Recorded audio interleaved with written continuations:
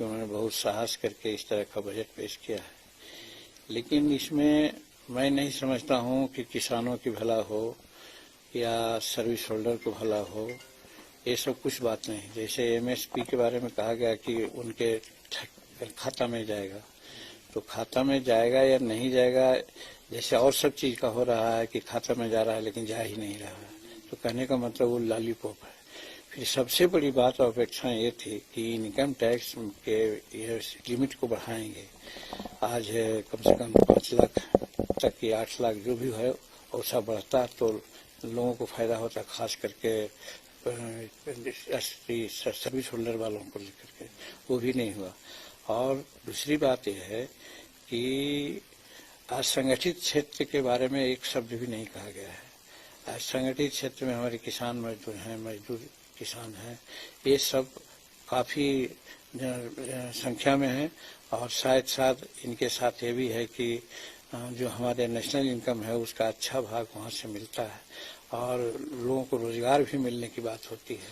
तो उस सेक्टर को इन्होंने एक तरह से टच नहीं किया है। तो सबसे बड़ी बात तो यही हम लोग मानते हैं कि जो असंगठित क्षेत्र के प्रति इनका कोई ध्यान नहीं गया। और फिर महंगाई का जहाँ तक सवाल है, जितनी भी बात हर चीज को कोरोना का मामला कह करके ऐसा पेंड किए हैं, या लगता है कि मांगे हैं कि हमारी गलती हुई है या कोई कारण था जिससे हम विकास नहीं कर सके, और मान के कोरोना को लेकर चलते हैं। तो कोरोना के चलते हर अपनी कमी को कहाँ तक छिपाएंगे। इसलिए हम तो समझते हैं कि ये जो बजट है, बजट महंगाई पैदा करने वाली बजट है और इससे किसानों को, मजदूरों को कोई फायदा होने की जरूरत नहीं है, ये मैं मानता हूँ। विशेष राज्य का दर्जा जो है, विशेष राज्य के दर्जे की वही बात कर रहे हैं कि इसमें नहीं होना निराशाजनक है, ऐसा होना चाहिए। बिहार के लिए निराशाजनक नहीं, मैं भी यही बात कहता हूँ। जब नीति आयोग ने कई एक मानकों में बिहार को फिसड्डी माना, तो जब आपने फिसड्डी माना तो विशेष राज्य के दर्जा देने में क्या दिक्कत है।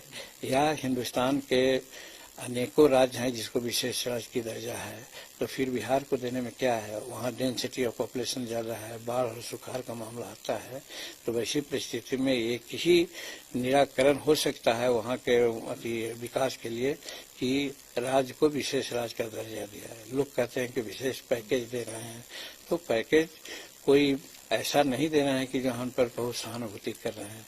हमारा जो ड्यू है वो देना चाहिए। बहुत सारा टैक्सेस हमारा है वो बाकी है, वो नहीं दे पा रहे हैं और दूसरे रूप में टैक्स दे रहे हैं, तो वो भी तो आईबास है। हमको अगर विशेष राज्य का दर्जा मिलता तो बिहार का सभ्य विकास हो सकता था। खास करके नीतीश कुमार के नेतृत्व में जो अभी चल रहा है जिस तरह से, हम समझते हैं कि अगर पैसा मिलता तो और ज्यादा कम होता। सुशील मोदी ने कहा कि इस बजट से बिहार को बहुत फायदा होगा। तो मोदी तो कहेंगे ना, वो तो भाजपा के हैं, तो भाजपा के मंत्री ने बजट पेश किया है तो उनका कहना फर्ज है। सर, एमएलसी चुनाव में मुकेश सहनी 2400 सीट पर अपने प्रत्याशी उतार रहे हैं, एनडीए से। आपको भी कोई सीट मिली नहीं, 2 सीटों की डिमांड की आप लोग। ये मुकेश सहनी जी की अपनी बात है, अपनी स्ट्रेटजी है। जहाँ तक हमारी बात है, हम एमएलसी के चुनाव में चाहते थे कि 1 सीट हमको मिले, लेकिन जो अभी प्रक्रियाएं चल रही है वोटरों को लुभाने के लिए, उस प्रक्रिया में हम सक्षम नहीं हो पाते। चूंकि अभी जस्ट स्टार्ट करते, इसके लिए 6 महीना पहले से, साल भर पहले से लोग कार्रवाई कर रहा है। तो वैसी परिस्थिति में हम सिर्फ मांग कर दिया था और ना भी मिला है तो उससे हमको कोई फर्क नहीं पड़ता है। हम गठबंधन के साथ हैं और हर तरह से सरकार संरक्षित रहे बिहार में एनडीए की, उसका उपाय और काम करते रहेंगे हम।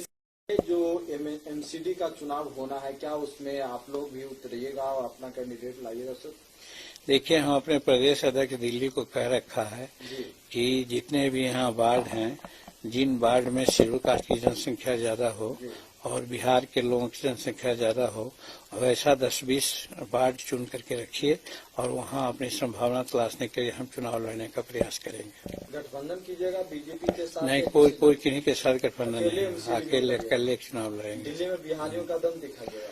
अब वो दम दिखाएंगे कि कम दिखाएंगे। शेड्यूल कास्ट के बारे में क्यों नहीं बोल रहे हैं आप? शेड्यूल कास्ट आदिवासी भी बोला हम कि यहाँ इनकी संख्या ज्यादा है और बिहारियों की संख्या ज्यादा है, तो वहाँ पर हम जरूर प्रयास करेंगे। अगर बात होगी तो जरूर कहेंगे।